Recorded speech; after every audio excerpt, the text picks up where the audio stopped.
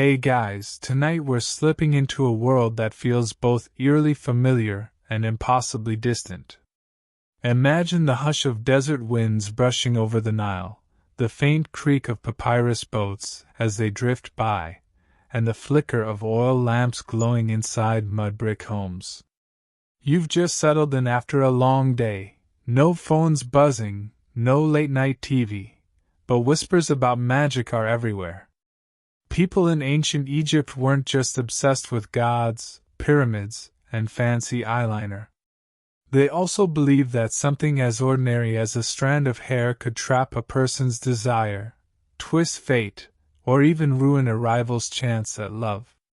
You probably wouldn't last 5 minutes here, because picture it, someone sneaks a single piece of your hair, maybe from your pillow, and suddenly they're out there chanting over it, trying to decide your love life for you.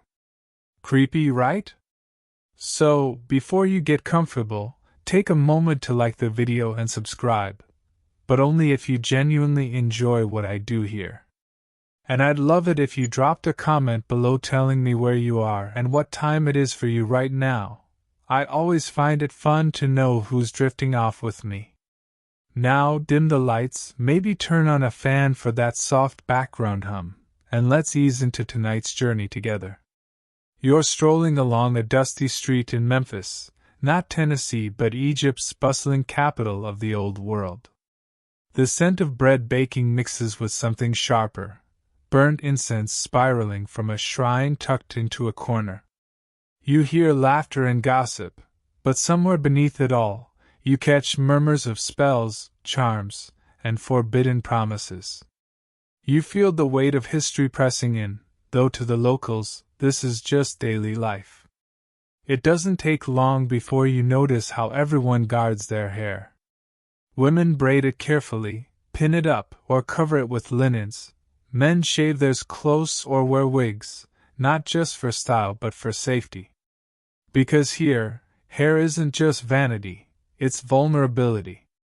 The Egyptians believed it held a fragment of your essence, a sliver of your being that could be stolen, manipulated, and weaponized in the name of affection. Think of it as the ancient version of someone hacking your social media account to post cringe confessions, except this could alter your destiny. As you pass through the city's heart, you spot a young man leaning against a pillar, clearly lovesick. His friends tease him, but his eyes keep darting toward a market stall where a woman sells herbs, amulets, and little clay pots. He waits until no one is looking, then slips her a lock of someone's hair tied with thread. She nods knowingly, takes the bundle, and tucks it away as if it's more valuable than gold. To him, that single exchange might mean the difference between loneliness and love. To you, it's unsettling, because it's someone else's body, someone else's choice, being spun into ritual. There's a rhythm to these streets, a hum that feels timeless. You notice scraps of papyrus scrawled with names, tucked into niches in walls or buried in jars. People whisper petitions to the gods, to unseen forces, begging for affection, loyalty, or revenge. Each strand of hair is like a receipt of intimacy, proof that you once brushed against another, proof that something personal has been left behind. And here in Egypt, nothing personal ever stays private for long. Some historians believe these practices were widespread, almost ordinary, while others argue they were fringe, whispered about in fear more than embraced. The truth, as always, probably rests somewhere in between. But standing here, with the Nile flowing steadily under the moonlight, you feel the tension. The river is life, yet just beyond its banks, darkness hides jackals, scorpions, and the mysteries of human desire. You wander closer to the temple district, where incense thickens the air, sweet and dizzying. The stone walls are carved with scenes of gods and goddesses locked in eternal embrace, as if to remind everyone that love and lust aren't just human, it's divine business too.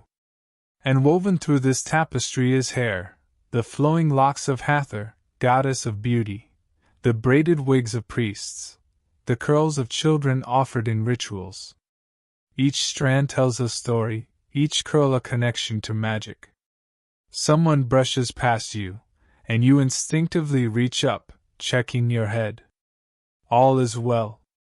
But now you understand why that gesture matters. Here, a casual touch might be harmless, or it might be the beginning of a spell you never agreed to. And so the night deepens. The stars glow hard and cold above the desert. The Nile glimmers with soft ripples, and in the quiet distance, a chant rises. You don't know the words, but you catch the rhythm. It's low, insistent, and it curls around your senses like smoke. A spell is being woven, not far from where you stand.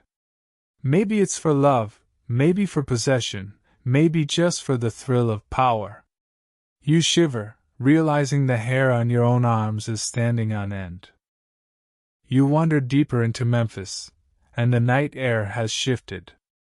The cool hush you felt by the Nile has been replaced by the warm breath of ovens and the faint tang of animals tethered inside alleys. Your sandals crunch on uneven stone, and for the first time tonight you notice how people glance at the ground after they walk, as if checking to be sure no strand of hair has escaped them. It's subtle, quick, but unmistakable. Once you see it, you can't unsee it.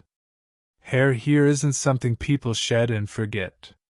It's a liability, a piece of evidence, a key that can open doors you didn't even know you had locked. A barber's booth draws your eye. It's little more than a low stool, a bronze mirror catching the lamplight, and a shallow basin. But the mood around it is more solemn than playful. You linger just close enough to watch a man finish a shave. The barber, calm as a priest, carefully sweeps every loose strand into a cloth. The customer folds it, ties it shut, and presses it to his chest like a holy relic. No. Keep the change. Here, this is personal inventory. You imagine modern barbers trying that routine. That'll be $20, and here's your bag of cursed opportunities. Yelp reviews would be fascinating. The barber himself doesn't laugh. He knows what's at stake. In ancient Egypt, a careless sweep of the floor could mean someone walking away with a piece of your soul. Think about it, your essence, sitting in a stranger's hands, ready to be mixed with wax or ash or worse.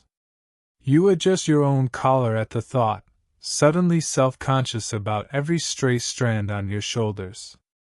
Not far away, a small crowd gathers around a stall of herbs and resins. The seller's fingers are stained dark, her eyes sharp and amused. She sells bundles of cinnamon, dried rose petals, and yes, tiny knots of hair wrapped in linen. Some customers hand her coins, others whisper names. You watch as a young woman slips her own braid into the merchant's hand, face flushed with urgency.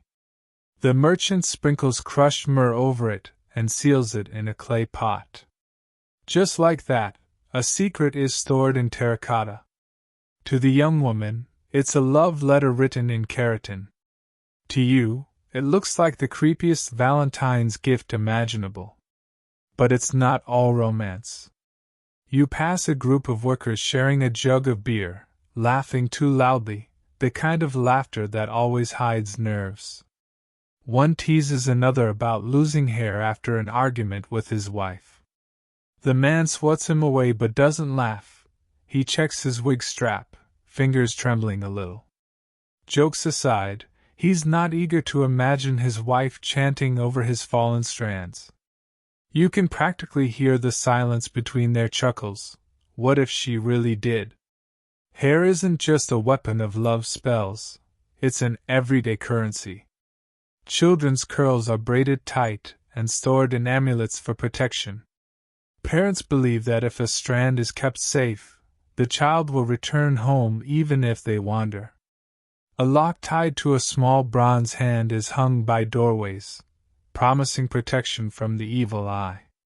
Some families place hair in jars beside bread and beer offerings, believing that sustenance and self should travel together. And here's the strange part: strands of hair survive better than you'd think. Archaeologists have found mummies with preserved wigs, extensions sealed in resin, even curls tucked into wrappings like souvenirs from the living. One priestess was buried with a wig threaded with lapis beads, practical accessory or magical insurance. Kak Sujia van Kon Tran Wan Vi Vik Lu Du La Mot Cu Chi Mang Tin Doi Trang He Mot Nim Tin Tun Jiao Rang My Talk Se Jup Nu Chet Doc Than Lin Nan Dying. Either way, the hair outlasted flesh, linen, even the wooden coffins themselves.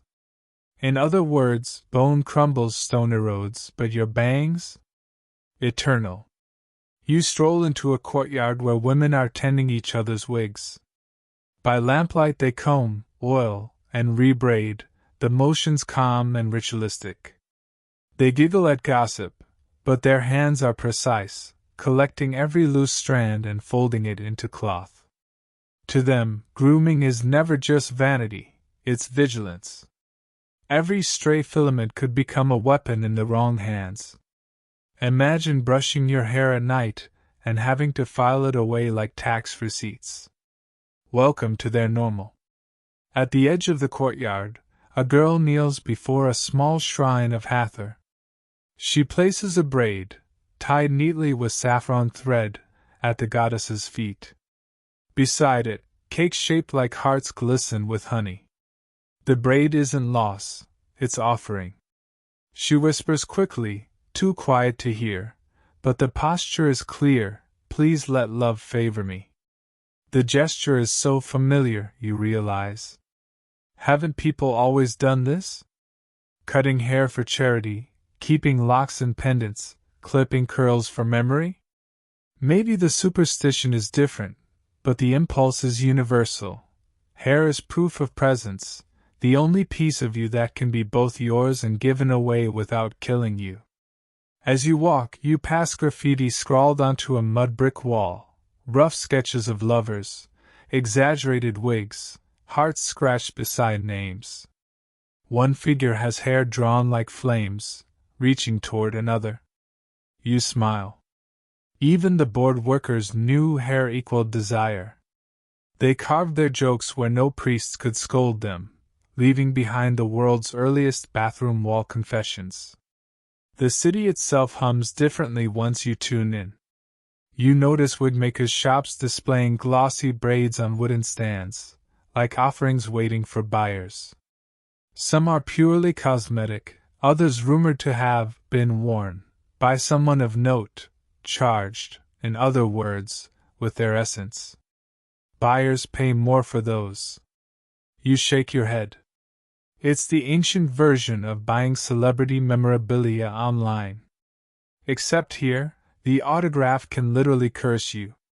Night deepens, and the streets quiet. You hear a low chanting nearby. Drawn toward it, you find a figure kneeling with a clay figurine. A small bundle of hair is tied around its chest, knotted tightly, as the person murmurs over it. You don't understand the words, but the rhythm coils in your bones, steady as a drumbeat. The figurine is lowered into a jar sealed with wax, buried shallow beneath the street. You step back, heart thudding. Someone's fate just got rewritten, and they'll never know why. The truth is, whether or not the spell worked, it felt real to the people who practiced it. And that's enough. Magic thrives on belief, and belief was as plentiful here as sand. Tomorrow, someone will walk this same street and feel a shiver for reasons they can't explain. You will remember tonight's chant and wonder, was it coincidence, or did the knot pull on their soul? As you turn toward the river, you glance at your reflection in a dark pool of water. Your own hair shimmers faintly, caught in moonlight. You wonder who might covet it, who might whisper your name into the clay. You tuck it behind your ear, suddenly protective. Maybe you laugh at the thought, but the laugh is soft, a little uncertain. Tonight has taught you something. In this city, nothing personal stays personal. And so the Nile whispers again, steady and indifferent. Crocodiles grunt in the reeds, owls sweep low with silent wings, and the chants in the distance fade into quiet. You walk slower, a little heavier, but also strangely grateful. Grateful that your hair tonight is still your own. The sun has barely pushed its first heat across the limestone walls, and already you can feel the city stirring. Bakers kneading dough, scribes flexing ink-stiffened fingers, priests stretching in the temple's shade. Yet behind the ordinary bustle, there is always the hush of secrets. Today, you sense them threading tighter, for this is when you first encounter stories of hair used not only for charm but for vengeance, jealousy, and the desperate tug of forbidden love. You wander down a narrow street where the shutters hang low and the conversations are softer. This is not the marketplace's cheerful chatter but a theater of whispers. One man leans too close to another, exchanging words like coins. A woman peers through a lattice, her eyes sharp as flint, her wig neat but her expression restless. Love here can be a sanctuary, or a trap. And hair, the most ordinary possession, becomes the evidence and the weapon. You recall hearing about a scribe's wife who, tired of his wandering glances, snipped a few strands from his comb and brought them to a magician. The spell was simple. Bind his hair with hers, knot it 7 times, bury it in the doorway so his feet would always turn home. For weeks afterward, the man behaved like a cat circling the same cushion. He could not bring himself to leave her side. Some said it was affection reborn, others said it was a leash invisible to all but his soul. You smile wryly, modern couples might call that relationship goals, though the scribe probably called it mysterious back pain. But then the darker tales creep in. One scroll, faded but legible, tells of a woman who clipped the hair of her rival, a rival who had captured the attention of a nobleman. She tied the strands into a figure, pierced it with thorns, and recited a chant under the new moon. Within days the rival fell ill, wasting away until she could barely rise from her bed. Whether coincidence, curse, or cruel rumor, nobody can say. Historians still debate whether such cases are evidence of the power of spells or just figments of the public imagination. Either way, people behaved as if it were true, and that belief alone carried consequences. You pause at the threshold of a small shrine where offerings clutter the ground, beads, bits of linen, tiny clay figurines. Among them, you spot a tangle of hair tied with red thread. It is not an accident. Someone left it here with intent. You feel a shiver. The air in the shrine seems denser, as though it remembers every wish whispered into its stones. You can almost hear the echoes, bring him to me. Make her forget. Let my heart be enough. What strikes you is how democratic these practices were. It wasn't only queens with gold thread wigs or priests with guarded relics. Market women, fishermen, servants, anyone who could pluck a strand could attempt to sway fate. Magic with hair was cheap, portable, and terrifyingly personal. No elaborate temple sacrifice required, just a comb and a whisper. Imagine living in a world where every morning brush of your hair could become tomorrow's scandal. As you continue, you overhear 2 men debating beside a stall of onions. One claims his neighbor's wife has trapped him with her hair. Why else would he stagger home each night muttering her name? The other laughs and says, "Or maybe he just likes her cooking." It's the ancient version of the argument still heard today. Is it love, or is it manipulation? You catch yourself grinning, Some conversations are eternal, just updated with different snacks. Down a quieter alley, you glimpse a boy scratching on a wall with a bit of charcoal. He draws a simple figure, a man and woman holding hands. Then, with solemn care, he adds a line of wavy strokes above the woman's head. Hair. Even a child knows that hair is the mark of identity, the signal of who is desired. You wonder if he's seen his parents argue, or if he's heard stories of charms muttered over strands. Either way, the image is etched deep in his mind.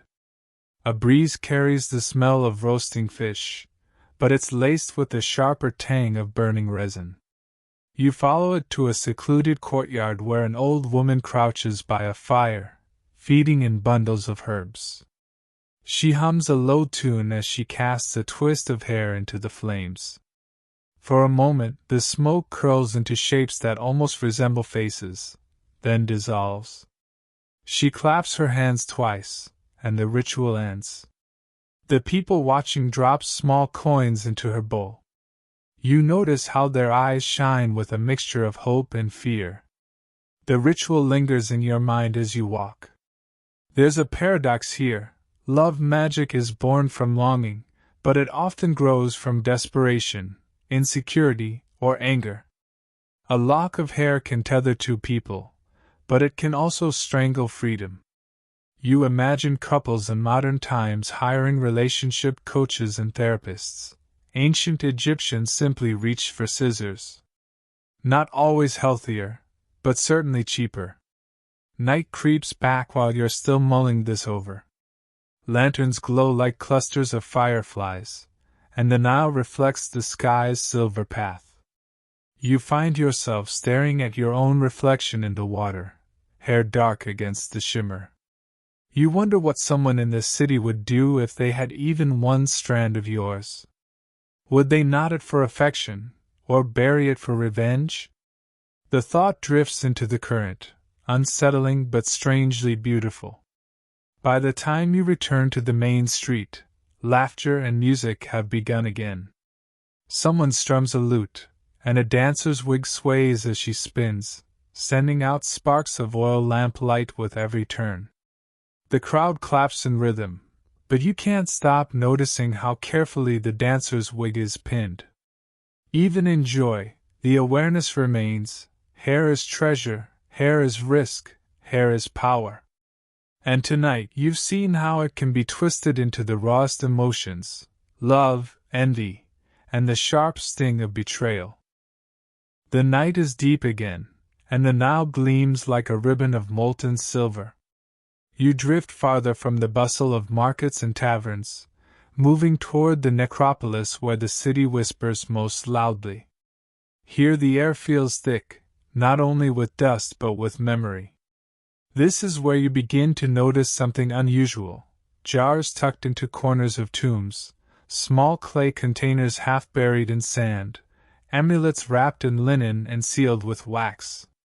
And when you lean closer you see what they hold: bundles of hair, sometimes mixed with scraps of cloth or drops of resin hardened into amber-like clots. You pause at the edge of a low chamber, the doorway carved with protective spells. Inside, a line of jars sits like a patient audience. Some are painted with eyes, others plain and rough, but each sealed with a care that suggests more than household storage. Archaeologists would later call these magical deposits, though to the people who left them, they were simply insurance policies. Insurance that love would not slip away, that passion would not cool, that someone's heart would remain tethered even beyond death. Your steps echo softly as you enter, and for a moment you feel like an intruder at a private gathering. Imagine walking into someone's diary, except instead of words, it's filled with strands of hair, each one a line of longing. You reach toward one jar, and though you don't touch it, you almost sense the intent baked into the clay. Maybe it belonged to a young woman who begged Hathor to keep her lover from straying. Maybe it belonged to a man terrified that his beloved would marry another. Each jar is a story without a voice, sealed against the centuries. What's unsettling is how ordinary the containers are. No gold, no precious stone, just clay. It tells you that magic with hair wasn't reserved for kings or priests. Anyone could fashion a jar, whisper a plea, and bury it in the shadows. A broken heart didn't care about wealth, only about finding a way to push back against despair. And so you picture countless hands smoothing wet clay, countless lips murmuring names into the dark, countless fingers knotting strands into little talismans before sealing them away. You wander deeper into the necropolis, where cats slip like shadows between walls. The torches sputter as if nervous. A burial shaft opens below, its sides carved with faint graffiti, hearts, prayers, insults, whatever passed through the hands of bored workers. On one wall, scratched faintly, you see the outline of a comb. Someone left it as a joke, or maybe as a reminder. This is where hair matters. Archaeologists once uncovered a jar here containing not only hair but tiny wax figures wrapped together with string. Their features were barely sketched, but one had a mark on the chest, the other on the head. Some say it represented binding a person's will to another's, ensuring obedience or passion. Others suggest it was an act of aggression, a way to weaken a rival. Historians still debate whether such objects are evidence of true love or of power grabs. But the jar itself doesn't argue. It just waits, carrying secrets, like a silent witness. As you move on, you notice how the tomb air tastes of dust and resin. In the flicker of torchlight, you imagine the rituals themselves. A woman kneeling, hair in her hands, whispering her lover's name. A priest sealing a jar, chanting to invoke a goddess's attention. A heart thudding with fear, with desire, with the need to control what cannot be controlled. You almost hear the echoes in your own chest. And then, in the corner, a surprising detail, a bundle of children's hair, soft and fine, wrapped with amulets shaped like hands and eyes. At first you recoil. Did someone use a child in their spell? But then you realize it might have been protective magic, meant to shield a family from illness or loss. Hair isn't only a tool of manipulation, it's also a prayer for safety. Even now, parents keep baby curls in lockets or scrapbooks. Different age, same tenderness.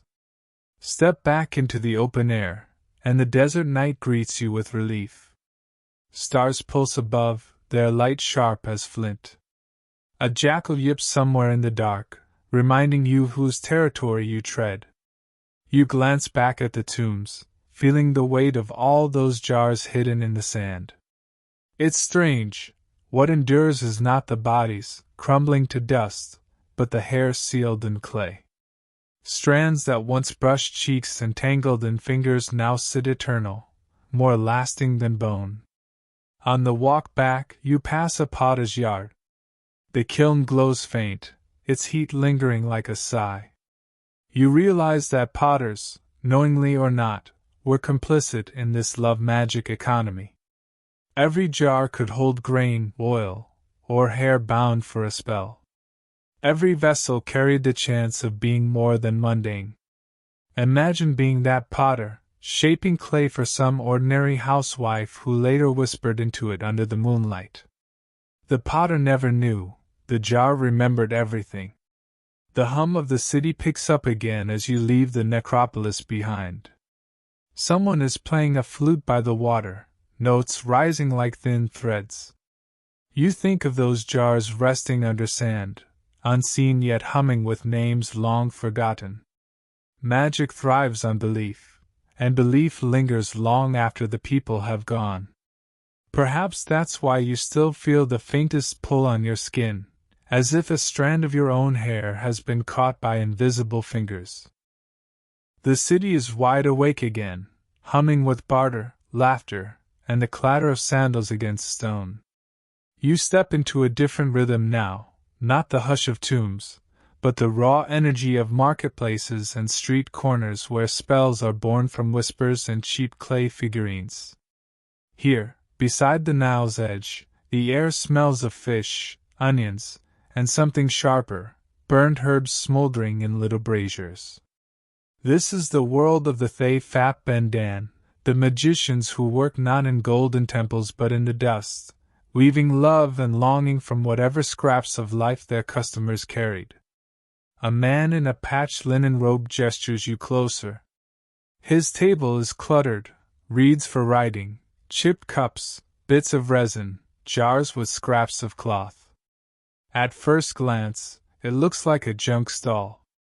But then you see the locks of hair, bundled, knotted, tied to tiny wax figures with cords the color of dried blood. He grins with a toothless smile and says he can bend fate. "Bring me his hair," he murmurs, "and I will bring you his heart." You step back instinctively, patting your own head as if to guard what strands you have left. The crowd around him is mixed, a servant girl nervously clutching a comb wrapped in cloth, a merchant pretending not to listen while straining for every word, even a veiled noblewoman whose sandals alone reveal her wealth. Love doesn't respect rank, and neither do these charms. For a few copper pieces, anyone can try to command affection. The democratization of magic is both liberating and terrifying. Imagine if Tinder worked this way, but you had to provide a strand of hair for the algorithm. One story drifts from the stall like incense. A fisherman who, after weeks of rejection, brought a single strand of his beloved's hair hidden in a knot of reed. The magician promised success. Days later, the girl agreed to meet him. Some say it was coincidence, others say the spell worked. Kak su jia van kan tran wan vi vik luen hung thay phap nai tuk su tin veo suc man ho banare hei chi loi dung su tuet vong qua kak hung. But watching the fisherman's hopeful eyes, you realize belief itself was often enough. You move farther down the alley and find another practitioner, this one seated cross-legged on a mat, surrounded by amulets shaped like eyes, hearts, and hands. He dips a quill into ink made from soot and wine, scrawling names on scraps of papyrus. Then he folds the papyrus around hair, ties it with thread, and chants quietly. To him, this is business as usual. To his clients, it is the difference between despair and possibility. You notice the way these magicians guard the hair they're given. It's not tossed about or treated carelessly. Each lock is handled with reverence, as though it hums faintly with its owner's pulse. They know the risk of losing it or mixing it up. Imagine the scandal if your strand got swapped with someone else's, your heart tangled in a stranger's knot. Ancient life already had enough drama without magical clerical errors. There's humor here too, tucked under the seriousness. One magician boasts that his charms are guaranteed to work faster than the ferry crossing the Nile. Another advertises a money-back curse if love doesn't arrive in 7 days. You chuckle, realizing even the ancient occult had its marketing gimmicks. Maybe there were ancient skeptics rolling their eyes, muttering, "It's just hair and clay, save your coins." But desperate hearts rarely ask for peer-reviewed evidence. A curious child peers at one of the wax figures, its tiny body stiff, its head bound with hair. He whispers, "Does it breathe?" The magician laughs, saying, "Not yet." The crowd chuckles nervously, uncertain if it's a joke. You catch the child's mother pulling him close, her eyes darting to the bundle as though she's half afraid it really might inhale. You wander into the shade of a colonnade where a different kind of magician works, not loud, not theatrical, but meticulous. His stall is clean, his movements precise.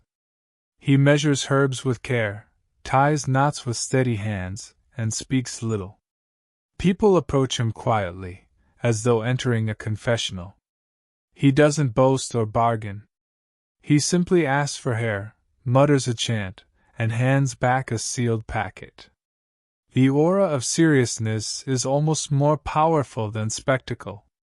You can feel the hush, the way the air leans in to listen. Here you also notice how gender shifts the scene. Women often approach in groups, whispering nervously, offering each other courage. Men, on the other hand, stride up with bravado but glance around nervously to be sure no one sees. Hair charms expose vulnerability, and vulnerability is never something anyone wants witnessed. As the day stretches, the magicians grow bolder. You see one drag a clay pot into the street, fill it with water, and drop a lock of hair inside. He stirs with a stick, chanting so loudly that even the goats tethered nearby stop chewing. When he pulls the hair out again, tied in a knot, he declares the spell complete. The client bursts into tears of gratitude, tossing him coins as if he were a miracle worker. Watching the scene, you feel both moved and unsettled. Magic here is theater, but also therapy. It gives people a sense of agency in a world where hearts break just as easily as pots. And still, the question lingers, were these street magicians frauds, or did they channel something real? The answer dissolves in the incense smoke. Perhaps it didn't matter. In a city where everyone feared losing love, the promise of power, however small, was worth the risk. By evening, the stalls close, the braziers die down, and the magicians slip away into side streets. You hear laughter from one, counting coins. You see another solemn, tucking his tools into a bundle, whispering a prayer as he vanishes into the crowd. The river keeps flowing, carrying away the day's secrets. As you step back into the fading light, you glance at the shadows where the shaman worked. The memory of hair tied, burned, buried lingers in your mind. You realize these street magicians weren't just selling spells. They were selling the illusion that love could be managed, that longing could be answered, that loneliness had a cure. And in that illusion, perhaps, was a kind of truth. The city exhales into dusk, lanterns glowing like constellations scattered at your feet. You've followed the magicians, watched them stir strands into jars and chant over knots of string, but now your steps draw you into quieter courtyards and homes, where another truth unfolds. Here, away from the stalls and public theatrics, women hold their own secrets. If the Thay Phap Bon Bua you made their living in the open air, women often work their magic in silence, at the hearth, in bedrooms, in the spaces where families rested and whispered. You duck through a narrow alley into a modest home. The smell of bread still lingers in the oven, and oil lamps flicker low. A woman sits cross-legged with her daughter beside her, carefully combing the girl's long hair. Each stroke is slow, deliberate, as though combing out not only tangles but fears. Stray strands collect on the mat. She doesn't throw them away. Instead, she gathers them carefully, folding them into linen. Her daughter yawns, unaware. You notice the mother's eyes, steady, cautious, almost reverent. For her, hair is not waste, it's leverage. Women in this world understood the vulnerability of leaving traces. Every strand was a piece of self, too precious to risk falling into a rival's hands. Yet the same hair, when claimed, became an instrument of subtle power. You imagine the woman tying her husband's hair with her own, knotting them beneath the bed, whispering prayers to Hathor for loyalty and affection. To her, it wasn't just superstition, it was insurance. You smile wryly. Modern couples might rely on couples counseling, but she trusted knots and linen packets. There's a story about a noblewoman who received a lock of her husband's hair as part of a wedding gift, tied into an amulet she wore against her chest. It was a symbol of intimacy, but also a tool of control. Whenever rumors spread about his wandering eye, she touched the amulet and recited her incantations. Some said it kept him faithful, others whispered it only made him more restless, like a tethered bird pacing its cage. Historians still debate whether hair gifts in marriage were gestures of love or tools of power. You pass into another home where women sit together in the evening, weaving mats and telling stories. One laughs as she recounts how she slipped her hair into her husband's cloak hem, so he would unknowingly carry her with him everywhere. Another describes a friend who braided her hair into a cord and placed it around the bedposts, believing it would keep her husband's dreams full of her face. They laugh softly, half at the absurdity, half at the genius. The humor hides the urgency. In a world where marriages were often arranged, affection had to be coaxed, protected, even manufactured. Even the elite joined in. Queens wore elaborate wigs threaded with gold and beads, but beneath the finery, they sometimes kept private bundles of their lovers' hair. One tale whispers of a queen who commissioned a hidden chamber, lined with jars containing not incense or oils but the hair of courtiers she favored. Some believed the jars amplified her charm, others said they were trophies of conquest. Whatever the truth, it paints a picture of women shaping their own spheres of influence, strand by strand. Hair rituals weren't always about seduction. Mothers tied their children's curls into amulets, protecting them from illness or the evil eye. Wives cut their own hair to offer at shrines, praying for fertility or safe childbirth. In each act, the hair became more than beauty, it was sacrifice, love, and willpower woven into something tangible. You think of how, even today, people keep baby curls in envelopes, tuck locks of a deceased loved one into pendants. Some instincts never leave us, they only change costumes. One evening scene catches you off guard. A group of women gather under the stars, passing around a small clay jar. They giggle like conspirators as each drops a strand of her husband's hair inside. They seal the jar, bury it at the base of a fig tree, and sprinkle wine over the soil. Their laughter mixes with nervous glances, half ritual, half slumber party. If the roots drink our hair, one says, our men's roots will stay with us. You can't help but smile, imagining a tree growing into a reluctant matchmaker, groaning under the weight of all those bound affections. Yet not all was playful. In darker corners, jealousy sharpened these practices. A woman might burn a rival's hair with foul herbs, whispering curses into the smoke. Another might bury a strand beneath the threshold of her enemy's home, ensuring quarrels and misfortune. In these acts, hair became both a thread of tenderness and a blade of envy. You sensed the fine line between devotion and control, one that women crossed often, out of necessity as much as desire. As you walk through these spaces, you notice how hair is handled, not tossed, not ignored, but folded, tied, preserved. It is the quiet labor of women, invisible to history's grand monuments yet embedded in its everyday rhythm. Their magic is not carved in stone, but it lingers in the corners of houses, in jars under floorboards, in knots hidden in linens. You realize this was their domain, subtle power, wielded with combs and whispers. The moon rises higher, casting pale light over courtyards. You imagine the women settling in for sleep, hair braided tight, strands safely tucked away. In their dreams, perhaps, they believe the knots will hold, the jars will work, the gods will listen.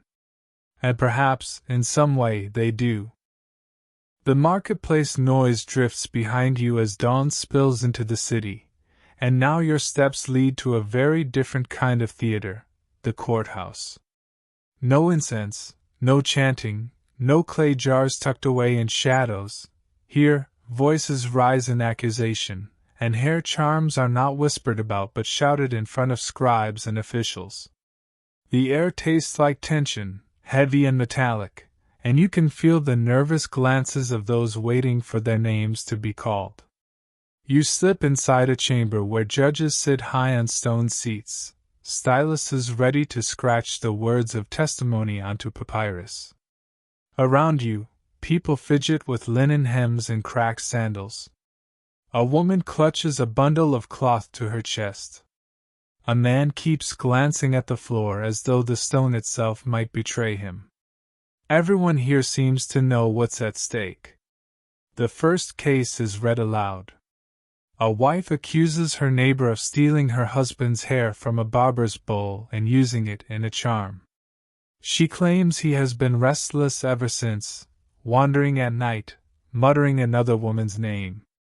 The court erupts in murmurs. Some shake their heads in disbelief, others nod solemnly. Of course, this is what happens when hair is left unattended. The accused neighbor insists she's innocent, that the husband's infatuation has nothing to do with her. But the wife holds up a scrap of linen tied around something small. When the judge inspects it, a dark curl falls into his palm. The chamber inhales sharply, as if everyone is waiting for the strand to hiss like a snake. The scribe notes everything carefully, his pen scratching louder than the murmurs. You wonder if he believes it, or if he's simply writing because that is his duty. Still, the fact remains, in this courtroom, hair is evidence. Not of science, not of law in the way you'd recognize it, but of intent, of transgression, of power claimed without permission. Another case follows. A man accuses his rival of cursing him with hair buried at his doorway.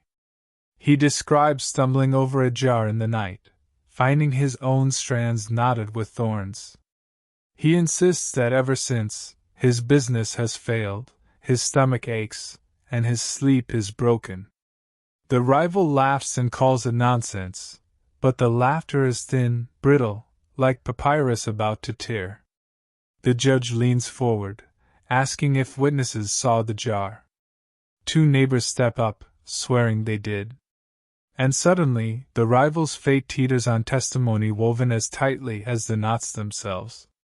You notice how hair charms, once hidden in shadows, become weapons when dragged into the open. In the quiet of homes, they were acts of devotion or desperation.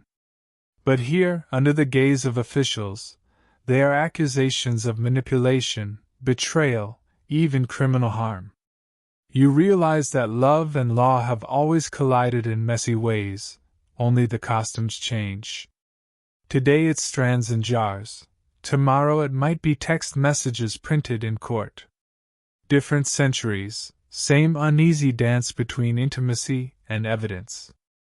One particularly striking case comes from a papyrus fragment scholars later puzzled over. A servant girl accused her mistress of tying her hair to a figurine and burying it to silence her complaints. The fragment breaks off, but you can imagine the scene. The girl standing there, voice trembling, holding up her own braid as proof. The mistress scoffing, insisting the accusation is beneath her. Historians still debate whether these trials truly reflected widespread belief in hair charms or were simply political tools to undermine opponents. But either way, the court record shows something undeniable.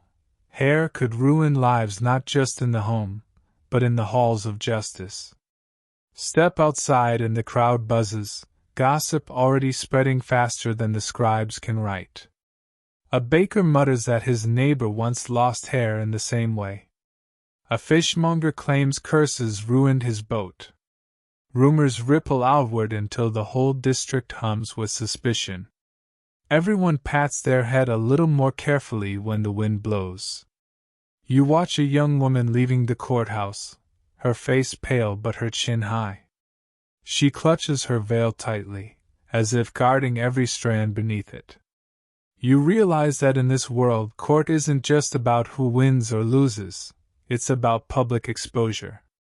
To be accused of hair magic is to be branded with suspicion, to have neighbors watch your combings and braids with narrowed eyes. Even if acquitted, the stain lingers. By late afternoon, the court quiets, but you feel the echoes in the walls. Here, hair is no longer just a tool of intimacy. It's evidence, weapon, and scar. You walk away with a new awareness. Magic was not always left in the realm of shadows. Sometimes it was dragged into daylight, judged and punished, transforming love's quiet manipulations into public spectacles. And yet, as the Nile glimmers with evening light, you sense that none of this stopped the practices.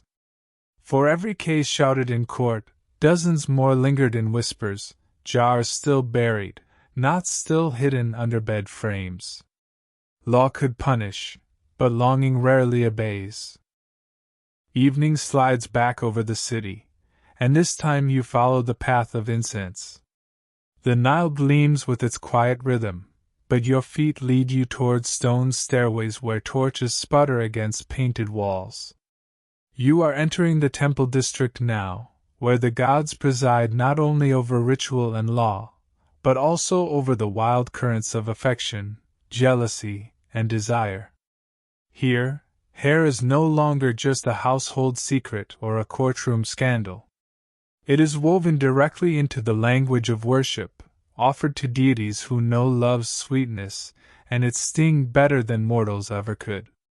The first temple is Hathor's, and her presence rushes to greet you in the scent of perfume and the echo of tambourines. Hathor, goddess of love, music, and beauty, is depicted with great curling wigs, thick with beads and flowers, flowing like a river of dark silk. You watch as women enter the shrine carrying offerings, not only flowers or bread, but also braids cut short, locks tied in linen, strands twined with thread. They lay the hair at Hathor's feet as petitions, as confessions, as prayers whispered into the dark. One young bride leaves a ribbon of her hair, asking for harmony in her marriage. An older woman presses a gray curl into the altar flame, hoping to soften her husband's temper. The smoke rises, sweet and faintly acrid, carrying both longing and resignation into the goddess's chamber. You sit quietly at the edge, listening to the music that pulses through the courtyard. Drums thrum like heartbeats, flutes spiral upward, and voices chant in rhythmic devotion. Each note seems to weave with the strands offered, as if the music itself braids desire into something the goddess can grasp. It strikes you how universal the instinct is, to give a piece of yourself when asking for divine attention. Hair, unlike jewels or gold, is always available. It costs nothing except vulnerability. Farther along, you find yourself in the shadow of Isis's temple. Isis, queen of magic and motherhood, who brought her husband Osiris back from death, knows intimately the bond of love stretched across realms. Here, priests use hair in rituals meant to echo her resurrection of Osiris. Bundles are tied with linen, soaked in oils, and placed beside statues as symbols of unbreakable connection. Lovers come at night to whisper their names into knots, asking Isis to bind them with the same steadfast devotion she carried into the underworld. Some believe that if a strand of hair is knotted in Isis's shrine, the bond will hold even beyond death. You feel a shiver, not of fear but of awe. Love here is not temporary, it aspires to eternity. A priest explains, in his calm and deliberate tone, that hair is the bridge between body and soul. It grows from you yet is separate, he says, rolling a strand between his fingers. It remembers you even when cut away. He ties the strand to a papyrus slip and lays it at the feet of the goddess, as though returning a prayer with proof attached. Nearby, you notice shrines to minor deities as well. There is Bes, the dwarf god of households, grinning mischievously in his squat little statues. Women tuck their children's hair at his feet, trusting his fierce joy to guard their homes from envy and bad dreams. There is also Tauret, the hippo goddess of childbirth, whose altars sometimes hold braids from expectant mothers, given to ensure safe delivery. Everywhere you look, hair threads itself into sacred ritual, a tangible reminder of how the divine touches daily life. But not all temple magic is benevolent. In a corner of Hathor's shrine, behind a curtain of beads, you glimpse a secretive ritual. A woman kneels, clutching a lock of her rival's hair. She whispers a curse, asking the goddess not for affection but for justice, or vengeance, depending on who tells the story. The priestess overseeing the ritual does not flinch. Love and jealousy are neighbors in this world. Hathor accepts both offerings without judgment. Watching, you feel uneasy, realizing the gods themselves are asked to arbitrate quarrels of the heart. A papyrus fragment later discovered in these temples describes hair buried beneath altars, sealed in wax, sometimes paired with figurines. Scholars puzzle over whether these were acts of devotion or darker manipulations. Historians still debate whether the gods were actually seen as accomplices in hair love charms, or merely silent witnesses to the desperate. But standing here, in the glow of flickering oil lamps, you sense that the distinction may not have mattered to the people kneeling on these stones. What mattered was being heard, and hair gave their prayers a voice. As you wander through the colonnades, the moonlight filters in, painting the carved reliefs with silver. You see dancers carved with elaborate wigs, their strands flowing like waves. You see lovers embraced, their hair touching like rivers converging. Even in art, hair is the sign of connection, both earthly and divine. You trail your hand along the cool stone and imagine the centuries of fingers before yours, tracing the same lines, whispering the same hopes. When the musicians in Hathor's court strike up their last notes, the temple slowly empties. Women adjust their veils, men smooth their wigs, children tug at their mothers' hands. The scent of incense clings to your clothes, sweet and heavy, as though it too wants to follow you home. The gods have heard many petitions tonight, and somewhere in the folds of those offerings lie strands of hair, waiting quietly for eternity to answer. By the time you step back into the night, the temple walls glowing pale against the stars, you realize that love here is never private. It is sung, danced, prayed, and braided into offerings. And in every gesture, whether hopeful or vengeful, hair remains the currency of intimacy, the fragment of self most willingly sacrificed. The temple drums fade behind you, and once more your path drifts towards silence, the deep, echoing silence of the necropolis.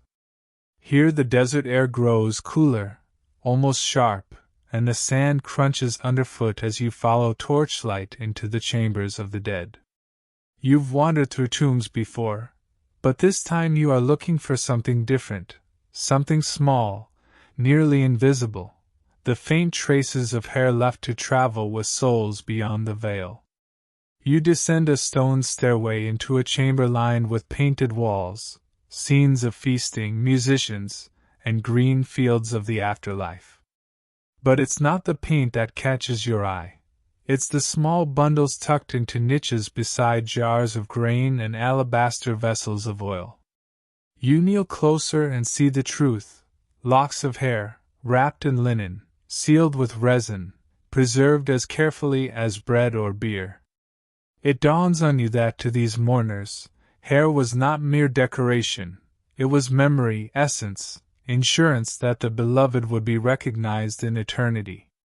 Imagine a grieving widow kneeling here centuries ago, cutting a strand from her husband's head before the embalmers wrapped him. She ties it with thread, places it by his side, whispering that he will never walk alone in the fields of reeds. Now imagine the reverse. a husband slipping his wife's braid into a jar, so she will wake in the afterlife still carrying his presence. You trace the grooves of the stone floor, thinking how many tears must have fallen right where you stand. Archaeologists have found wigs carefully arranged inside coffins, sometimes more elaborate than the jewelry buried with them. Some mummies bear extensions sealed with resin, as if the dead might need to look their best at the judgment hall of Osiris. Others were buried with combs, their teeth worn smooth, tucked near the head so grooming could continue even after death. You chuckle softly, because apparently even eternity has a dress code, and you wouldn't want to arrive with bedhead. But not every burial tells a tale of vanity. In one tomb, strands of hair were woven into amulets shaped like scarabs and placed on the chest of the deceased. Scholars debate whether these locks were from the dead themselves or from their loved ones. Historians still debate whether hair in graves is a symbol of resurrection or a way to connect the living to the dead. Either way, the message feels the same. Hair was a tether, a line that stretched across the border of death, a way of holding on when everything else was being let go. In another chamber, you notice a bundle of children's hair tied with bright beads, sealed in a jar at the corner of the tomb. It makes your breath catch. Perhaps a mother placed it there for protection, or perhaps it was all she could save of a child lost too soon. The beads are cheerful, almost playful, but the silence around them aches with grief. You realize hair, unlike bone, can be separated without violence. It can be given as a gift, a relic, a reminder. No wonder it lingered in so many tombs, stubbornly outlasting flesh and linen alike. Step into a grander tomb, and the practice continues, only amplified. Here the wigs are heavy with gold threads, the combs inlaid with ivory, the jars larger and carved with hieroglyphs. Love magic for the rich looked a lot like love magic for the poor, just shinier. A pharaoh himself was once found with small curls preserved alongside amulets of protection, as though even kings feared loneliness in the afterlife. You can't help but smile at the thought. Even the ruler of the two lands wanted someone's memory close enough to touch. As you wander through the necropolis, the air fills with that strange mixture of fear and tenderness. You feel a tug every time you see a wisp of hair preserved in resin. It's uncanny to realize you could brush your hand across it, and know it once belonged to someone who lived, laughed, loved under the same stars you now walk beneath. 1,000 years crumble away in that instant, and the hair becomes a bridge between their world and yours. On the way out, you notice graffiti scrawled by workers in an unfinished tomb, crude drawings of wigs, jokes about hair thick as reeds, even a boast that, "I cut the braid of my beloved." The human urge to laugh, to tease, to remember through hair seems as timeless as grief itself. When you finally step back into the open desert, the night is vast, the stars sharp as diamonds scattered across velvet. The tombs lie behind you, full of secrets and strands still waiting to be found. You realize that in Egypt, death was not an end but a continuation, and hair was proof of that continuity, stubbornly clinging where flesh and stone gave way. The breeze catches your own hair, tugging gently, and for a heartbeat you feel part of their rituals. You too leave traces, you too shed strands, you too will one day be remembered, if only by a single lock carefully saved. The desert air still clings to your clothes, but now your imagination leaps beyond the Nile's banks. Egypt may have perfected the art of weaving love and hair into spells, but it wasn't alone. The wider world hummed with similar beliefs, each culture braiding its own traditions into the strands. As you step onto the stone wharves where foreign merchants unload amphorae and papyrus rolls, you can almost hear the chatter of sailors swapping stories, tales of hair not just in Egypt, but across the seas, in Greece, Rome, and even Babylon. You picture a Greek marketplace, philosophers debating beneath marble porticos while, just a street away, women tie knots in lovers' locks. In ancient Greece, hair carried the same resonance of identity, often offered in mourning or devotion. But in matters of love, it became fuel for magic. Imagine a lovesick Athenian slipping a strand of a woman's hair into a small figurine called a kolossos. The figurine might be bound with lead wire, pierced with nails, and buried in a graveyard, its hair tethered to chance demanding desire or submission. It's not exactly the stuff of poetry, but then again, poets wrote about it too, cloaking curses in honey verse. You laugh quietly to yourself. Even back then, heartbreak needed a creative outlet. The Romans, practical as always, took Greek practices and scaled them up like a franchise. Roman love spells often required mixing hair with herbs, wax, or even the ashes of sacrificed animals. A satirist once joked about women who hoarded lovers' hair clippings, stuffing them into little boxes like receipts. Romans weren't subtle about it. Even in literature, characters are warned, guard your combings, or risk waking up besotted with someone you never intended to love. The humor feels sharp, a little cruel, but beneath it is the same truth you've been tracing since Memphis. Hair was never innocent. And then Babylon, older than them all, with its stern ziggurats and skies heavy with omens. There, hair could be woven into binding rituals alongside wax figures and inscribed tablets. Scholars later uncovered clay tablets with instructions for spells involving locks of hair placed beneath doorways or burned at crossroads. These rituals weren't always about love. Sometimes they were about control, revenge, or protection. Still, the thread is the same. Hair tied the living to forces beyond their grasp, whether divine or demonic. What fascinates you most is how these cultures mirrored Egypt, yet with their own flavors. The Greeks wrapped hair in words, tying philosophy and passion together like an awkward blind date. The Romans, blunt and theatrical, made it a commodity of spell merchants and poets alike.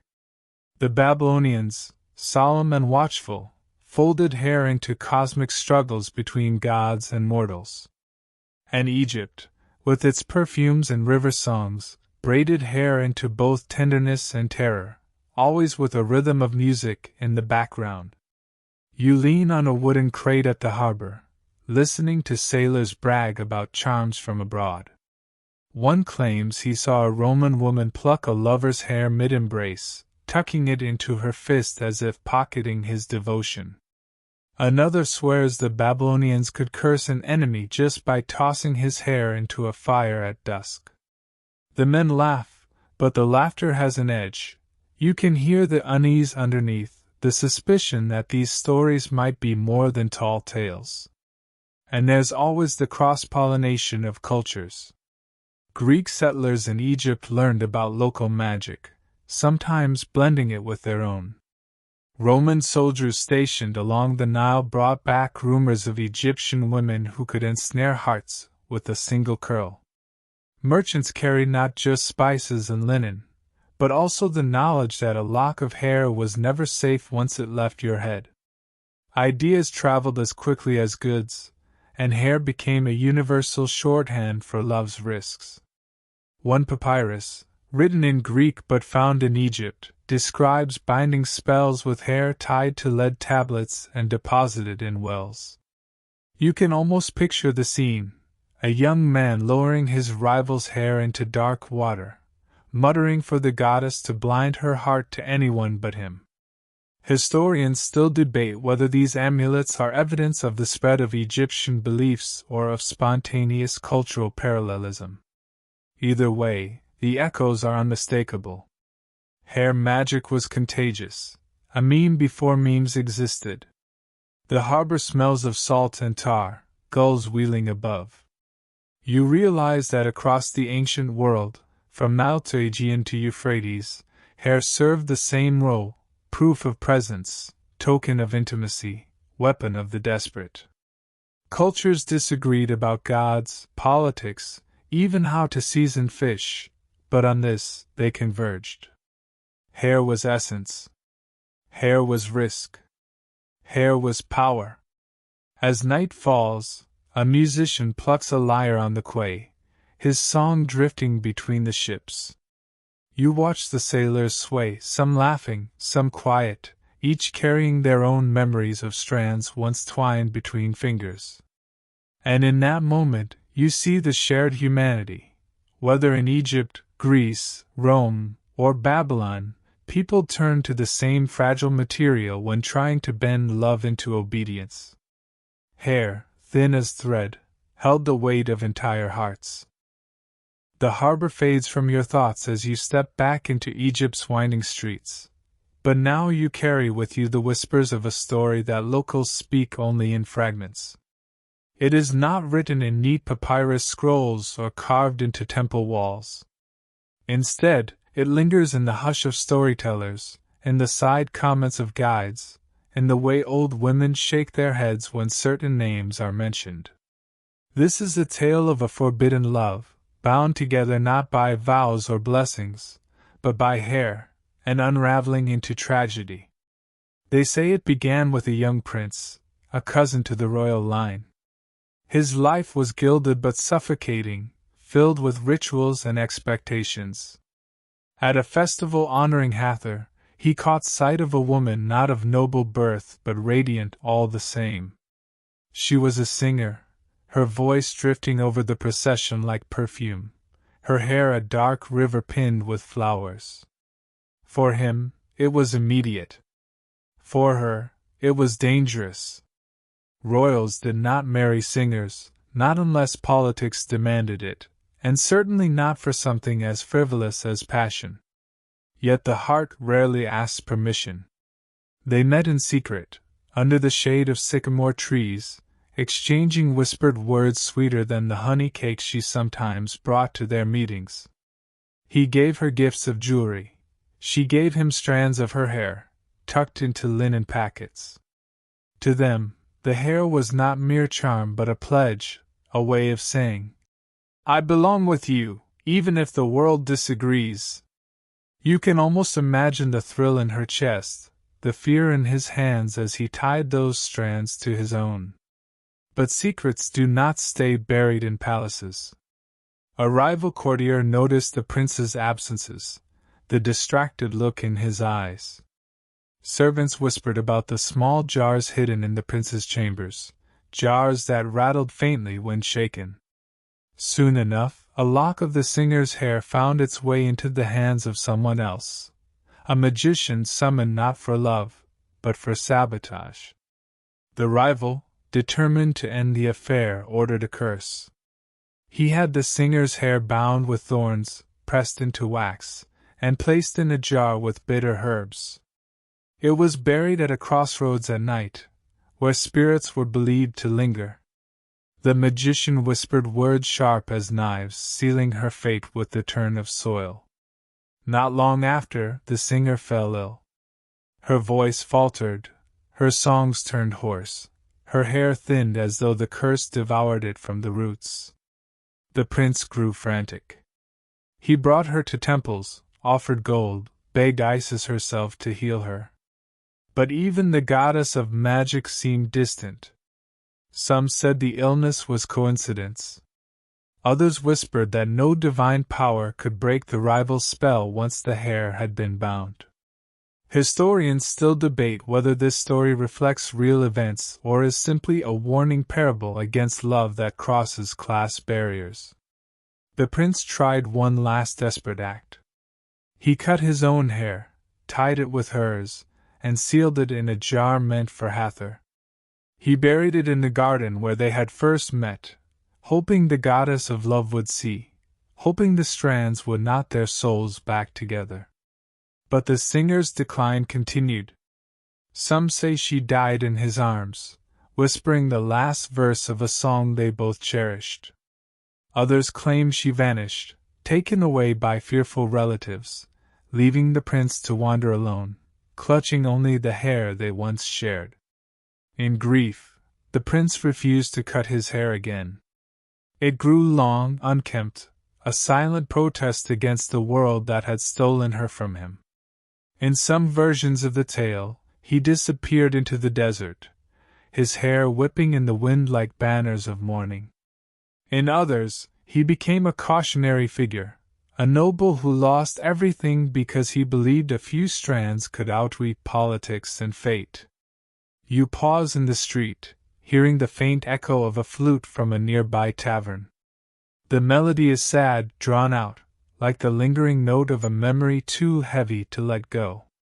You think of the singer's hair, once a symbol of intimacy, turned into both weapon and grave. You think of the prince, clutching his own strands as though they were ropes strong enough to pull her back from death. The story doesn't end cleanly.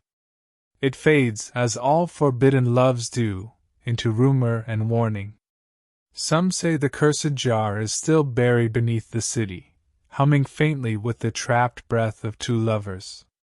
Others insist it crumbled to dust long ago, leaving only the tale. What is certain is that people still tell it, their voices dropping when they speak of hair, of knots, of songs cut short. As you walk away, the night feels heavier. The stars above are the same ones the prince once stared at, begging for mercy. The breeze lifts a strand of your own hair, and you find yourself tucking it quickly behind your ear. Perhaps you're not immune to the story's warning after all.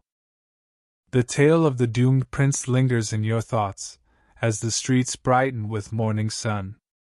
But this new day leads you not to tombs or temples, nor even to the echo of courtrooms. Instead, your feet carry you into narrow lanes where jars of herbs crowd doorways and the air smells of smoke, honey, and bitter roots drying on woven mats.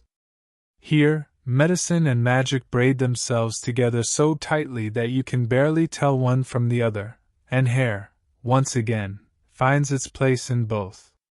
You pause before a small shop with reed baskets piled high with garlic bulbs, dried figs, and bunches of blue lotus flowers.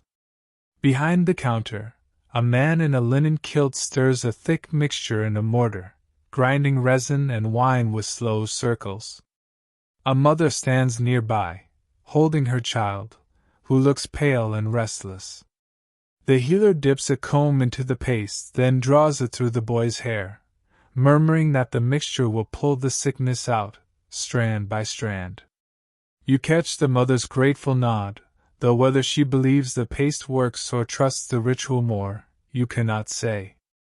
In Egypt, hair was sometimes used as diagnosis as much as cure. A physician might examine its texture or sheen to read the state of the body. Oily hair meant imbalance, brittle hair hinted at weakness. Even lice were interpreted as signs of a humoral disorder. To cut a lock and study it was to glimpse the body's inner story, like reading the first line of a letter. You can almost see the healer lifting a strand to the light, squinting at it as though it might whisper secrets. But the line between medicine and magic was porous. Another healer, crouched at the doorway of his hut, prescribes a charm. Take a strand of the sick person's hair, tie it with thread soaked in honey, and place it under the pillow. By morning, he says, the illness will be tied down, unable to wander through the body. You smile. Ancient medicine sometimes sounds suspiciously like tucking your problems under the bed and hoping they behave. Love too slipped into these prescriptions. If a man found himself restless, unable to stop thinking of a woman, a healer might declare it an illness of the heart. The remedy? Burn her hair in resin, inhale the smoke, and the obsession would either ease or intensify into a bond the gods themselves had to acknowledge. Imagine sitting in a smoky room, trying to cure heartbreak by literally breathing in the ashes of desire. A strange therapy, yet not so different from modern heartbreak remedies. Wine, sad songs, too many late-night texts. There's a papyrus fragment that describes mixing powdered hair with beer as a potion for rekindling passion. The idea makes you grimace. Who wants to drink that? But the text insists it works. Historians still debate whether this was real medicine or just magic in disguise, written down to please both the patient and the magician at the same time. To the people, then, it hardly mattered. What counted was that something, anything, offered hope. Step deeper into the quarter, and you find a woman grinding pomegranate seeds with strands of hair coiled into the paste. She whispers that it ensures fertility, that the womb will remember the seed as it remembers the owner of the hair. She sells it to a nervous young wife, who clutches the jar as if it glows. Another woman carries away a packet of herbs tied together with her husband's hair, meant, she says, to sweeten his temper. You can almost hear her mutter, "Cheaper than therapy." The most unsettling practice you witness comes from a healer who claims he can draw curses out of a body. He lays a patient on a mat, places a wax figure on their chest, and presses the patient's hair into the figure's head. Then he chants and burns incense, promising that any evil lodged inside will leave the person and lodge instead in the figurine. When the ritual ends, he buries the figure far away, carrying the illness, or the heartbreak, into the ground. The patient rises looking lighter, freer, whether from true magic or sheer relief. And you think, maybe that's the essence of medicine anyway, giving people the sense that healing has begun. As you stroll through these alleys, you notice how seamlessly hair fits into both science and sorcery. Physicians measured its sheen, magicians knotted its strands. Both promise balance, both promise control. In truth, the two worlds weren't separate but overlapped like braided cords. For the people of Egypt, to treat the body and to enchant the spirit were often the same act. The sun climbs higher, heating the stones underfoot. You stop at a stall selling combs carved from ivory, smooth and gleaming.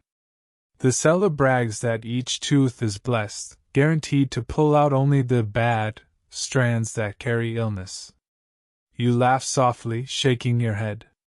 He shrugs. Salesmen never change. You almost buy one anyway. By the time you leave the healer's quarter, your head is swimming with the mingled scents of herbs, smoke, and oil. You realize that for Egyptians, hair wasn't just a tool of passion or jealousy. It was a material threaded through every aspect of life: health, magic, intimacy, protection.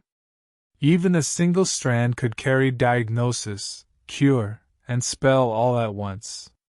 As the light softens toward afternoon, you catch your reflection in a basin of water. The ripple distorts your hair into strange shapes. You think of all those healers, all those lovers, all those mourners who looked at hair and saw not just keratin but the very map of a person's fate. And you wonder how many of your own choices are tied, invisibly, to strands you'll never even notice. The alleys of healers fade behind you, and your steps return to the open air, where the city stretches wide and thoughtful. This time, instead of incense or chanting, you hear the scratch of reeds on papyrus. You've walked into a quieter world, the realm of scholars, scribes, and those who try to pin down mysteries with words. They sit in shaded courtyards or small rooms filled with scrolls, and their debates hover in the air like dust motes in sunlight. Here, hair is not tied to jars or burned in braziers. It is dissected, theorized, argued about, each strand combed through with questions rather than spells. One scribe, nose bent deep over a papyrus roll, mutters that hair is clearly symbolic, not literal. It is the thread of life, he says. A metaphor, nothing more. He insists that all those jars and figurines people keep finding are allegories carved into clay. People do not actually believe a strand can trap the heart. He scoffs. They use it as poetry. You notice the pile of love poems stacked at his side. He may protest too much. Across from him, another scribe shakes his head fiercely. No, no. I copied records of court cases myself. People accused each other of stealing hair, of binding hair into knots. They feared it. You don't accuse your neighbor of poetry. His reed pen snaps against the papyrus as he argues, leaving a blot of ink like a tiny curse. A third scholar chimes in, gentler, pointing out that both may be true. Hair is power because it feels both personal and portable, he says. People used it as symbol and as substance. Perhaps they didn't care to separate the two. His words hang in the air, balanced like scales. You lean against the wall, half amused, half struck by how familiar this all feels. Ancient academics bickering, it's not so different from conferences today, just fewer PowerPoints and more goats outside the window. Archaeologists centuries later would puzzle over the same thing. Some see the jars with hair as evidence of widespread magical practice, others argue they represent only fringe behavior. Historians still debate whether hair charms were actually common in everyday life or were just isolated cases exaggerated through literature and legend. The debate runs in circles, like a strand of hair caught in the wind, never staying still long enough to settle. You imagine a modern historian holding up a brittle lock found in a tomb, squinting under laboratory lights. To them, it is data, a sample to analyze for age, diet, maybe even DNA. To the ancient owner, it was a fragment of soul, tied to love or hope or grief. The two perspectives don't cancel each other. They simply look at the same thread through different lenses. In a corner of the courtyard, an elder scholar tells a story of a papyrus fragment where a spell calls for binding her hair with mine, so she may dream of me. He taps the scroll with a long finger. Now tell me, symbol or magic? The younger scribes fall silent, caught between laughter and respect. It's an old question, one that still lingers unanswered. You find yourself smiling at the irony. Historians, so determined to define the truth, end up circling the very uncertainty that gave magic its power. If everyone agreed hair spells worked, they would be dull. If everyone agreed they didn't, they would vanish. Instead, they live on in the gray space, a knot tied between belief and doubt, held tight by centuries of whispers. Step back into the sunlight, and you see how the debate continues outside the scribes' chambers. A priest declares from the temple steps that hair charms are sinful, dangerous, to be avoided. A merchant nearby sells jars for storing hair, undeterred. A mother ties a curl into an amulet for her child, not caring what scholars say. Life keeps moving, carrying belief and skepticism side by side, like two passengers on the same boat. And perhaps that is why the subject endures. You cannot easily unravel a strand that is half memory, half superstition. You cannot weigh love on a scale and say whether it is science or spell. You can only watch the way people treat hair, with reverence, with fear, with tenderness, and admit that the truth is messy, braided, impossible to comb smooth. As the sun dips lower, casting long shadows, you realize something. The historians' arguments, though endless, are themselves a kind of spell. By debating, by writing, by copying fragments and scribbling notes, they keep the practice alive. The very act of questioning gives the old jars and knots new breath. Maybe that's the real charm of hair. It refuses to stay buried, whether in sand or scholarship. The arguments of the scribes still echo faintly in your ears, but your path now leads into halls where no voices argue, only stone and paint speak. You enter a gallery of images. Temple walls glowing with carved reliefs, papyrus rolls spread like fragile skin, statues staring with quiet eternity. And everywhere, like a hidden watermark, you begin to see hair. Not simply as fashion or adornment, but as symbol, reminder, and sometimes as silent testimony to magic whispered long ago. The first wall you pause before shows Hathor again, her curls flowing in a cascade that seems to ripple even in stone. Musicians flank her, their wigs elaborate, their hands raised in offering. Yet look closer. Beneath the goddess's feet, a tiny figure kneels, holding a braid wrapped in linen. It's not the center of the scene, almost hidden, as though meant only for the attentive eye. But there it is, a strand as offering, a lock transformed into prayer. You imagine ancient viewers nodding knowingly.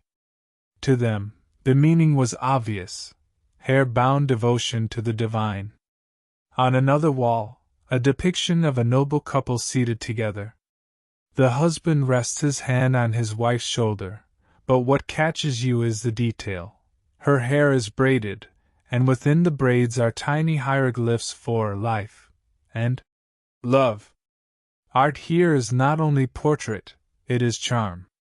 Each braid carved with such precision that you wonder if it once held real strands hidden inside, pressed into plaster before the paint was applied. It gives you goosebumps, the idea of living material embedded forever in art. A papyrus scroll displayed under protective glass tells another story. The drawing shows two figures bound together with cords. Around their heads are strokes representing hair, exaggerated, almost like halos of strands. The accompanying text mutters about binding hearts, about sealing affections. Was it a manual? A warning? A love letter disguised as spellbook? Historians still debate whether these images simply illustrate beliefs or are actually instructions for using love charms. To you, standing in the flicker of lamplight, it feels like both. You stroll past statues, some grand, some modest. One in particular, a small limestone figure of a woman holding a lock of hair to her chest. The gesture is intimate, tender, like clutching a letter from a lover. The sculptor didn't need to explain, the body language is enough. Even 3,000 years later, you know exactly what she's feeling. You've seen that same pose in modern times, someone clutching a scarf, a photo, even a text message, unwilling to let go. The object changes, but the instinct is eternal.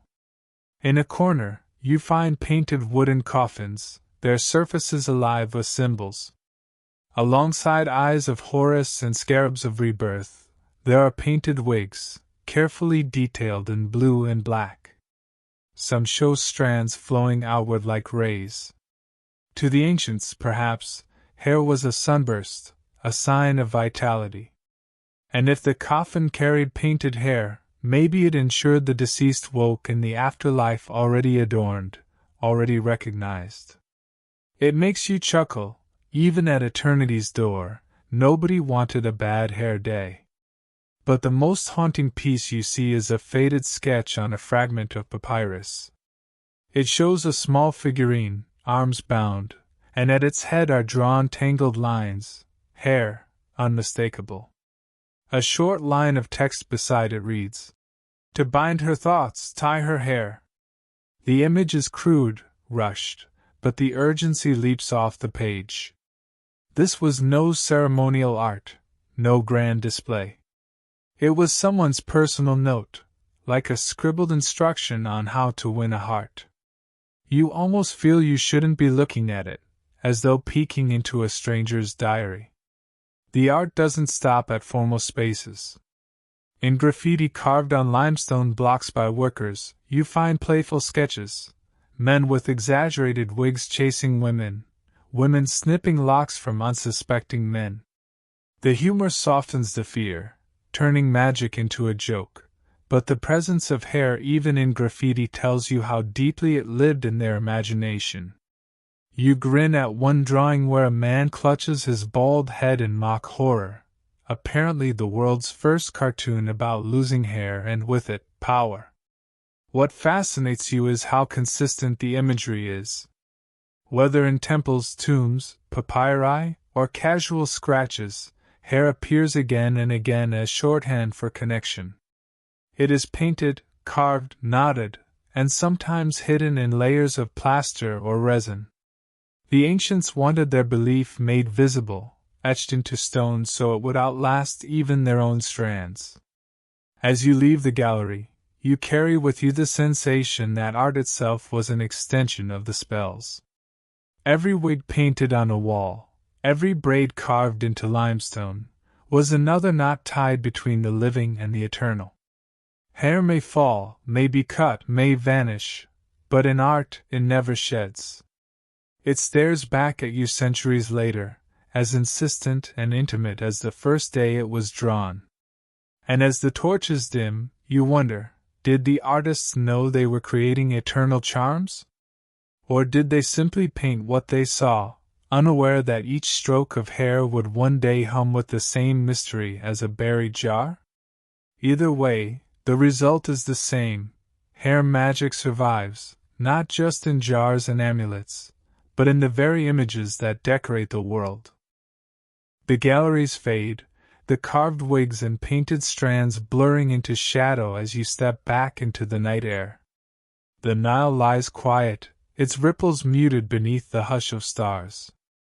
And now, at the edge of this long wandering, you feel the story loosening, like a braid slowly undone. The age of pharaohs has passed. The Coptic Christians have come, bringing their own prayers and their own ways of imagining love and faith. And with them, the old magic of hair, once whispered into knots, once sealed in jars, begins to unravel. You notice how the streets change. Incense still curls, but the chants belong to new hymns. Temples of Hathor and Isis stand abandoned or transformed, their altars replaced by wooden crosses. Women no longer slip locks into clay jars at night. Instead, they braid their children's hair before church, knotting it neat but without the same fearful reverence. The jars buried in soil are fewer, the wax figurines crumble. Love is still sought, jealousy still burns, but hair loses its sacred weight. And yet, even as formal belief wanes, echoes linger. In villages far from Alexandria, you hear of mothers still tying their infants' curls with red thread. Just in case. Lovers still keep locks as tokens, tucked into letters or bound in cloth. Old habits do not vanish, they soften, become memory rather than ritual. Scholars centuries later would puzzle over this shift. Some claim it was the rise of new religion, with its suspicion of pagan charms. Others argue it was simply the passage of time, the gradual fading of a fashion like any other. Historians still debate whether hair amulets disappeared because of theological pressure or because society no longer needed them. To you, walking along the quiet Nile, the answer feels less like a verdict and more like a sigh. Magic rarely ends, it drifts, disperses, changes shape. You pause at a riverside where fishermen mend their nets. One hums softly, his hair caught by the breeze. You wonder if he even knows that his ancestors once feared leaving a single strand behind. For him, hair is just hair, a nuisance to sweep from his mat at the end of the day. Yet, somewhere beneath that indifference, you sense the echo of the old whispers, like a faint vibration in the night air. Art too changed, though not entirely. Coptic weavings still show figures with elaborate hair, but now the strands carry Christian symbolism, halos of thread circling saints. The line between hair and holiness never fully breaks, it simply takes on new vocabulary. And here, at the close of this journey, You realize you've been walking not just through history but through intimacy itself. Hair began as vanity, became vulnerability, transformed into magic, evidence, art, and finally memory. It crossed from temples to courtrooms, from bedsides to tombs, from whispered knots to painted walls. And though the jars crumble, though the figurines lie shattered, the idea remains: hair is more than itself. It is touch, it is essence, it is the part of you the world can carry away. The night deepens. The stars soften. The Nile hums with a rhythm older than every jar, every knot, every curse. And you, weary but strangely comforted, let the images blur, the women tying curls into amulets, the scribes arguing by lamplight, the singer who lost her voice, the prince who refused to cut his hair. They are all fading now, dissolving into the dark like strands floating downriver. Your own eyelids grow heavy. The story no longer presses forward. It drifts, slower, gentler, like a lullaby sung by a voice at the edge of memory. You imagine the jars sinking deeper into sand, their secrets muffled, their whispers dim. You imagine braids unraveling into single strands, then into nothing, carried by the desert wind. And so the tale of hair magic dwindles, not with a sharp ending but with a soft hush. You are left with the sensation of threads slipping through your fingers, impossible to hold, but strangely soothing all the same. Rest now. The journey has wound itself into quiet. Let the strands fall where they may. Let the images dim like embers cooling in the hearth.